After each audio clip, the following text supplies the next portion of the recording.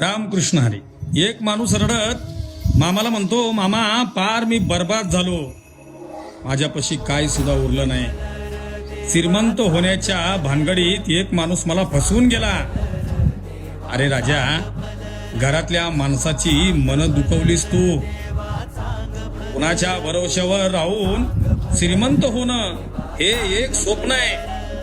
अरे जिथं आपल्या घरातल्या माणसाची मन दुखवणं त्याला तुला जपणं आहे. समोर किती जरी श्रीमंत झाला ना, तो त्याच्या कुटुंबाचा जास्त विचार करणार आहे. त्याचा विचार करत तुझं आयुष्य असंच वाया जाणार आहे.